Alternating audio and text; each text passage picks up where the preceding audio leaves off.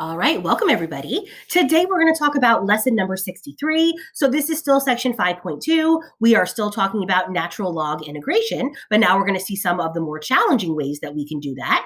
Those ways include a change of variables, applications that involve our old friend long division, some trig applications, and then finding definite integrals as opposed to finding indefinite integrals. Now, obviously, there's a lot of things here, not necessarily difficult, but certainly harder than we've seen so far.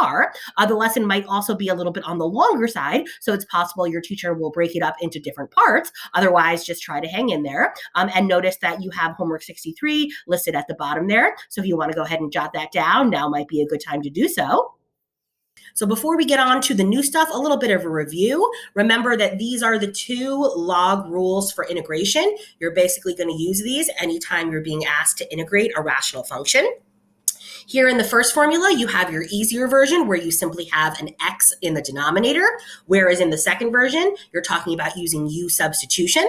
That's where you're always looking at the denominator to identify u. You're then trying to verify that your numerator is exactly the derivative of u, which again is either called du or u prime. If you have exactly what you're looking for in the numerator, being the derivative of the denominator, then you would integrate according to the formula. If you have more or less than you need, then of course you have to go ahead and make a compensation.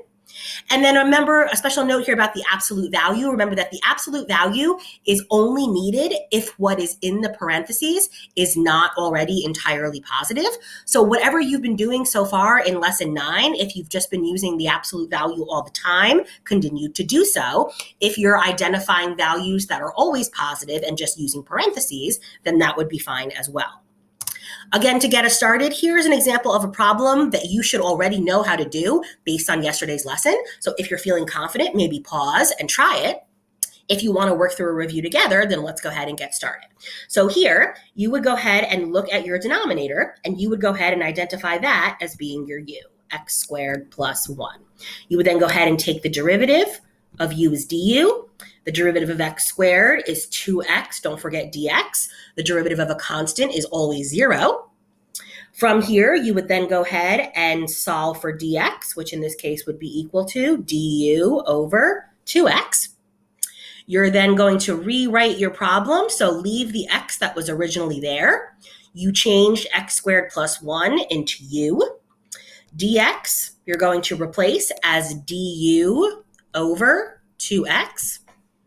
Go ahead and simplify. So as we saw in all our problems yesterday, the variable x cancels out with the variable x. You're left with a 2 in the denominator, which is, of course, is a 1/2, which we're going to pull out. Then that's going to leave you with the integration of 1 over u du. And remember, 1 over u du is equivalent to du over u, which is equivalent to u prime over u. So that's kind of the easiest version of the formula that we're looking for. So now that we have the integration of 1 over u du, leave the constant 1/2 on the outside. If you're integrating 1 over u du, that is always going to be equal to the ln of the absolute value of u, and then of course plus c. And in our final answers, we do want to go back to x's, so that's 1/2 times the ln of the absolute value of x squared plus 1, and then of course plus a constant. So this is the answer that we would be looking for. And again, notice here that because x squared plus 1 would be entirely positive no matter what, if instead of using the absolute value, you chose to use parentheses instead, that would also be 100% correct. So both of those are entirely equivalent. So now that we've reviewed one of the easier examples from yesterday, let's go ahead and talk about one of the harder examples. So this is the first different type of problem for today, and it has to do with a change of variables. The very basic way to describe that is what happens if there's a leftover x. So what if the x does not cancel out? We saw problems like this in 4.5, and to be honest, these were the types of problems that most people struggled with. So I would pay extra close attention here to example 2, and of course, pause and rewatch it as needed. So for the first time here, instead of just assuming that the denominator in its entirety is the u, we have to be a little bit more discerning. So u is equal to something in the denominator. But if you take a look at x plus 1 squared, x plus 1 squared is a composition of functions. And x plus 1 went into a squared that left me with x plus 1 squared. So I'm not just going to assume that the entire denominator is u. If the denominator is made up of a composition, you then have to choose u by choosing the innermost function. So if I'm talking about x plus 1 squared, my u is not the entire denominator, but instead my u is just the x plus 1. So it's the innermost function of the composition, just like it was back in section 4.5. So now that I know that u is equal to x plus 1, I'm going to take the derivative, which tells me that du is going to be equal to dx. If I take a look at my problem here and I try to rewrite it the same way that I've been doing, I'm going to get the integration of 2x over u squared. Remember, because x plus 1 was my u, and then don't forget to square it. Then if I replace dx with du, notice that for the first time since we started the integration of natural logs, I have a leftover x. The x in the numerator does not cancel out. So I can't integrate the x's and the u separately. That's not a thing. So if you remember back to what you did in section 4.5, you now have to somehow turn it into all u's. So the way that you do that is you take the u statement that you originally set up, u equals x plus 1, and you're going to go ahead and resolve this for x. To resolve it for x, you would subtract 1. So x would be equal to u minus 1. Now that you have x equal to u minus 1, you're going to go ahead and make that substitution. So this is now the integration of 2 times u minus 1 all over u squared du. That is going to become the integration of 2u minus 2 over u squared du.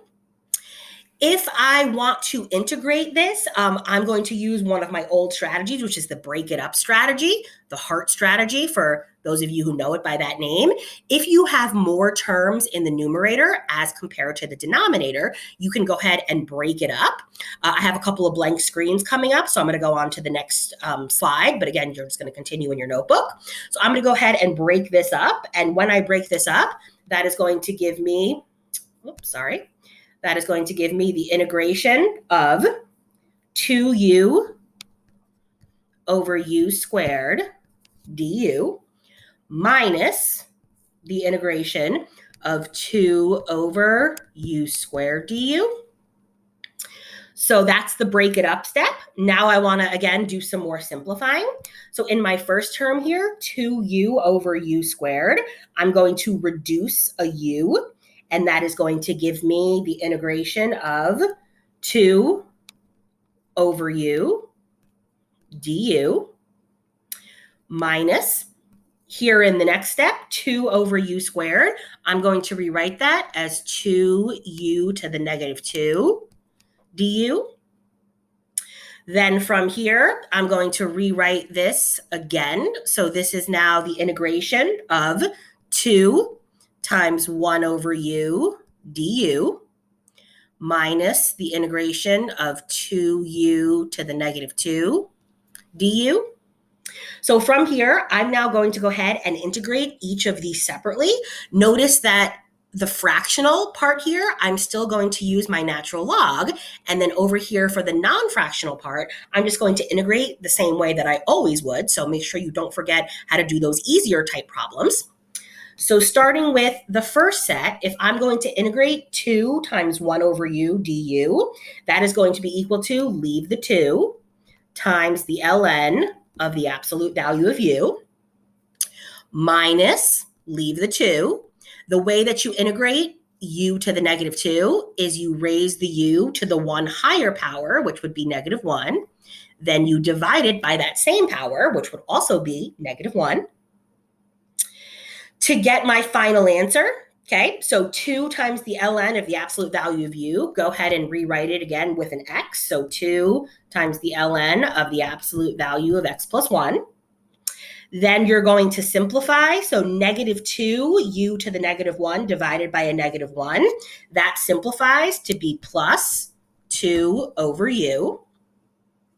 And then again, in your final answer, you want to go back to all x's. So you're going to have 2 times the ln of the absolute value of x plus 1 plus 2. Replace the u with x plus 1.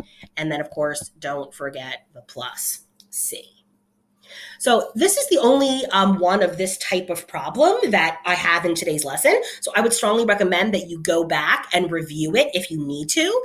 Basically, you have to use the break it up strategy for any problem like this. And you're typically going to wind up with one term that integrates with a natural log and then one term that integrates without one. So here in example 3, this is the long division strategy. You basically have to use the long division strategy if the numerator's degree is greater than or equal to the denominator's degree. So just kind of take a look at this problem. X squared plus x plus 1 over x squared plus 1. Think about why the strategies that we've done so far would not work. If you tried to make the denominator u and then you took the derivative, you're going to wind up with just a single x. There is no way that that x would ever cancel out with the x squared. Even if you try to do what we did in the previous problem, you're going to wind up with way too many u's and way too many terms, so that's not going to work. So if you have a complicated problem like this, where in the numerator and in the denominator, you have multiple terms, and if the degree of the numerator is, of course, greater than or equal to the denominator's degree, that's a clue to you that you're going to go ahead and use the long division strategy. So the first thing we have to do is we actually have to perform long division. So again, it's been a minute since we've done that. You have to remember all the different parts of long division, including the fact that you're subtracting and including placeholders as needed. So here, underneath the division sign is where you put your numerator, x squared plus x plus 1. And then out here is where you put your divisor, x squared. I'm going to use a placeholder for 0x and then plus 1. Please notice that probably the last time we did long division was when we were doing rational functions, slant asymptotes. In those examples, you disregarded the remainder. That is not the case here. The remainder is actually extremely important here. So you're going to want to make sure that you do each of these problems division through its entirety. But again, it should never be more than approximately 2, maybe 3 steps. So a little bit of a reminder here about long division. When you're doing long division, you're always trying to put first into first. So you're basically looking at the x squared here, and you're looking at the x squared here, and you're asking yourself, how many times does x squared go into x squared, which basically means x squared times what equals x squared. Hopefully you can deduce that that's just a 1, so the 1 goes up top. Then you multiply that 1 times everything in the divisor. So 1 times x squared is x squared. 1 times 0x is 0x. 1 times 1 is 1. And then, of course, remember the most important part about long division is that you have to subtract all the terms. For my students out there, remember, draw the line, change the signs. So x squared minus x squared cancels, as it always should. 1x minus 0x leaves you as an x, and then 1 minus 1 cancels out to be 0. So here you're left with an x. You want to try to perform long division as many times as you can, but in this case, how many times does x squared go into an x? You can no longer do that, so that means that your long division is over. So what does that mean? Well, because you actually performed this long division, you're now going to rewrite the problem as what you got for your quotient plus the remainder over the divisor. So I'm going to go ahead and do that on the next screen. So this problem is now going to be rewritten as the integration of whatever the quotient was, which was 1, plus whatever the remainder was, which was x, over whatever the divisor was, which was x squared plus 1. And that whole thing is still attached to the dx. So now that I've done the long division, I have broken up my problem into a simple integration of just 1, and then a slightly more complicated version of x over x squared plus 1.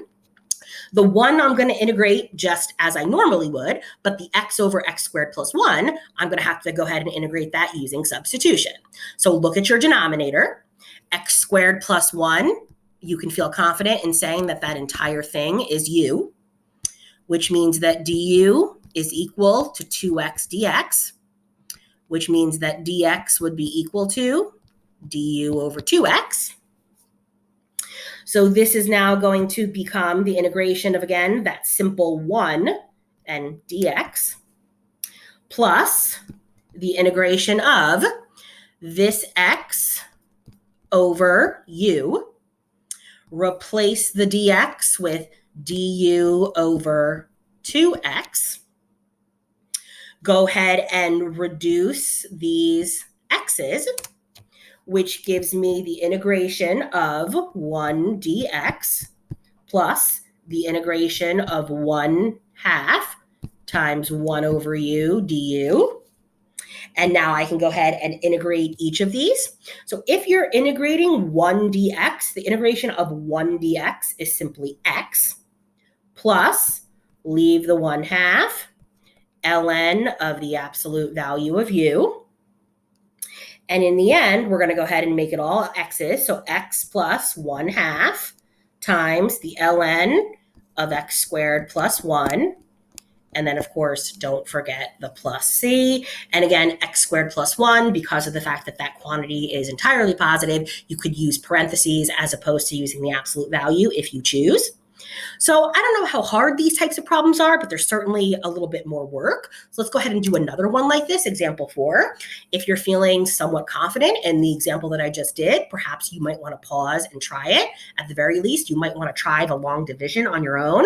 If you're not feeling confident, then let's go ahead and do another problem together. So if we're going to do this long division, I'm going to put my x minus 2 out as my divisor. I'm going to put my 2x squared plus 7x plus 3 inside as my dividend. And then I'm going to go ahead and perform this long division. And again, I know by looking at it that long division is necessary because of the fact that the degree of the numerator is greater than the degree of the denominator. There's no substitution that I could do that would be able to reduce the numerator in the way that I need. So that's how I know that long division is my only option. So notice here that when I set up my long division, no placeholders are required because of the fact that all the terms are accounted for. So at least that's one good thing. As you go to perform your long division, again, you're always going to do first into first. So looking at the x and looking at the 2x squared. How many times does x go into 2x squared? Basically, x times what gives you 2x squared, and hopefully you can deduce that that is 2x. You're then going to multiply the 2x times both of the terms of your divisor. So that's going to give you a 2x squared minus 4x. You always are doing subtraction. As I like to say, draw the line, change the signs. The 2x squared cancels, as they always should. 7x plus 4x is 11x. Bring down the plus 3, and you're going to have to go ahead and do another round here. So when you go ahead and do another round here, you're still going to be considering first into first. So if you're considering first into first, you're asking yourself, how many times does x go into 11x, which I think you can clearly see is 11 times. So as you go ahead and have your 11 here, you're going to multiply that 11 times both of the terms of your divisor. That's going to give you an 11x minus 22. Again, draw the line, change the signs, basically subtract. The 11x's cancel as they should, and then 3 plus 22 gives you 25. Doing another round would be asking you to put an x into a 25, which is not possible, which means that's as far as your division can go. So that means that you are now able to, you are now able to take your problem and rewrite it as the following. So you're going to start by rewriting it as the quotient, which is 2x plus 11. And we'll go ahead and give it its very own dx, plus the integration of whatever the remainder is, which is 25, divided by whatever the divisor was, which is x minus 2, and that's going to get a dx as well. So to integrate 2x plus 11, that should be simple because you're just going to be integrating the 2x by itself, and you're just going to be integrating the 11 by itself. It's really the 25 over x minus 2 that we have to worry about. So in the next slide, let's go ahead and take a look at what that would mean. So again, this is the integration of 2x plus 11 dx plus the integration of 25 over x minus 2 dx. So depending on how savvy you are at these types of problems, if you were to look at the denominator, which is x minus 2, if you were to make that your u, you would then realize that du is equal to dx. And basically, you would change your x minus 2's into u's, which would leave you with just an extra 25. So if you were able to realize that, you don't even have to show the work. To integrate 2x, that of course becomes x squared. To integrate 11, that would become 11x. To integrate 25 over x minus 2, that would be equal to 25 times the ln of the absolute value of x minus 2. So again, because I've now done so many of these, if you see that the derivative of the u is equal to the numerator, except for just a constant, which in this case is just 25, then you can just go ahead and integrate whatever the denominator is into the ln. Again, if you have to show all those steps, that's fine. But basically, x squared plus 11x plus 25 ln of x minus 2. And then, of course, don't forget to hit it up with a plus c. So when you go to try tonight's homework, certainly be on the lookout for problems that need to have the long division and perhaps have the answer key nearby so you can verify that the long division you've done is correct, because unfortunately, if that step is not correct, it's not going to be correct in the following steps. A little bit of a note here, okay, for simpler quotients. So let's say you were to come across a problem like this, the integration of x squared minus 4 over x. You actually would have two different options here. So option number one would be to do the long division that we just went over. Okay, and then I also want you to realize there's a second option.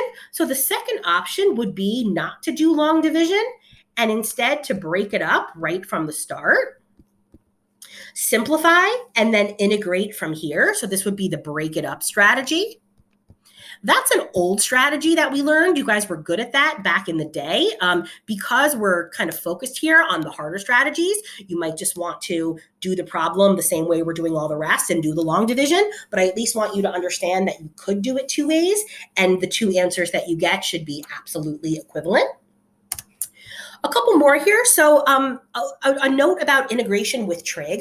If you take a look at your green sheet on the integration side, you'll see the 6 trig integrations that we've been using since we started. And then if you look to the right, you're actually going to see a couple more. So notice that the integration of sine continues to be negative cosine. The integration of cosine continues to be sine. And then you actually have 4 new formulas. There is a way to integrate the tangent, the cotangent, the secant, and the cosecant, all using natural logs. There's not a way to do that for sine and cosine, which is why there are no new formulas. Because we're here in chapter 5 in the natural log section, from this point forward in the chapter, if you see a tangent, a cotangent, a secant, or a cosecant, please go ahead and use these new formulas. And again, all of these are on your green sheet for easy access. So number 5, you're being asked to find the integration of the tangent of 5 theta d theta. So again, no fraction, so you kind of have to remember back to section 4.5. If you're trying to integrate the tangent of 5 theta, you're going to look at the tangent of 5 theta. You're going to think of that as a composition, and you're going to identify u as being the innermost function. So here, your u would be equal to 5 theta. The derivative of u is du. The derivative of 5 theta is 5 d theta. Solve for d theta, which would be equal to du over 5. Go ahead and rewrite this as the tangent of u. Replace d theta with du over 5, which means that this problem is now the integration of 1/5 tangent of u du. So if you go ahead and take a look at either of the formulas on the previous slide, or if you look at your green sheet, you're going to see that the 1/5 remains. the integration of the positive tangent of u, oh, sorry, I lost my u there. The integration of the positive tangent of u would be equal to the negative natural log of the absolute value of the cosine of u. So to kind of just simplify that a little bit, you're going to pull the negative out front to make it negative 1/5. Then you have the ln of the absolute value. Cosine, go back to theta. And then don't forget to finish it off with a plus c. So these types of problems could have been done back in section 4.5, except for the fact that the natural log is involved. Let's try another one like that. So the integration of 2 minus the cotangent of theta over 4. Don't forget how to do your easy integrations. All you have out there is a lonely little 2. You can integrate that 2 just like you always would, so don't forget. It's really the cotangent of theta over 4 that I have to worry about. So again, the cotangent of theta over 4, you're going to think of that as a composition where the u is going to be the inside function. So in this case, I'm going to say that theta is equal, or u is equal to, so theta over 4 is best written as 1/4 theta. If you write u as 1/4 theta, then the derivative of u is equal to 1/4 d theta. If you go ahead and solve for d theta, you would cross multiply. So it turns out that d theta would be equal to 4 du. So I'm going to go ahead and not only rewrite this integration, but I'm also going to break it up. So I'm going to break it up into the 2 by itself with the d theta minus the integration. So the cotangent of theta over 4 becomes the cotangent of u times 4 du. That means that this becomes 2 d theta minus the integration of cotangent of u du. So as I go to integrate just the lonely little 2 d theta, that becomes 2 theta. Then I have minus 4. The cotangent of u integrates to be the ln of the absolute value of the sine of u. And in my final answer, everybody's going to become a theta. So 2 theta minus 4 times the ln of the absolute value of the sine of theta over 4. And then don't forget to hit it up with a plus c. So 2 theta minus 4 times the ln of the sine of theta over 4 plus c. So to finish us off here in example 7, notice that this is now a definite integral. A definite integral means you know where the start is and you know where the end is. The answer should be a number, and I put the number in quotation because the answer to these types of problems is going to be an ln, but it's an ln of a constant, which actually is a number. So the ln of 7 or the ln of 20, those are the kinds of answers you should be winding up with. You can make it into a decimal if you want to, but just make sure you know that the ln of a constant is just a constant. So here we're doing the integration of 1 over 2x plus 3. So this is actually a little bit of a simpler version. We're going to go ahead and look at the denominator and feel pretty confident in the fact that u is equal to 2x plus 3. That's going to tell us that du is equal to 2 dx, which is going to tell us that dx is equal to du over 2. Now remember, if you are changing a definite integral into u's, you also have to change the bounds of the problem into u's. So -1 to 1 are the x bounds. You now want to turn them into u bounds. So in order to turn them into u bounds, you're going to substitute each of those numbers into the u equal statements, and that's going to give you your u bounds. So 2 times 1 plus 3, that's going to give you your new upper bound. 2 times -1 plus 3, that's going to give you your new lower bound. So I'm going to rewrite this problem as the integration of, so 2 times 1 plus 3, that's going to be an upper bound of 5. -2 plus 3 is going to be a lower bound of 1. The 1 from the original problem, notice that 2x plus 3, that was my u. Replace the dx with du over 2. And this now becomes the integration from 1 to 5 of 1/2 times 1 over u du. When I go to integrate this, I'm going to leave the 1/2. You integrate the u in the denominator as the ln of the absolute value of u. No plus c because it's a definite integral, which means instead you're going to use the fundamental theorem of calculus, which says you're now going to evaluate it from 1 to 5. I am not going to go back to x's here because the whole point of changing my bounds to be u bounds are the fact that I'm now going to plug those right into the statement. So if I plug in the top bound, I'm going to get 1/2 times the ln of the absolute value of 5, which is of course just 5. Then remember the fundamental theorem of calculus is always a subtraction. 1/2 times the ln of the absolute value of 1, which is just 1. If you didn't remember, hopefully you'll remember from here on out, the ln of 1 is always, always, always equal to 0, which means that entire term cancels out, which means your final answer to this definite integral is 1/2 times the ln of 5. So that would be a perfectly fine final answer. If you plug that into your calculator, it will tell you that that is equal to 0.80. And again, either of those would be correct. What I want to make sure you just understand is that this is in fact a number. So an ln of a constant is always just a constant.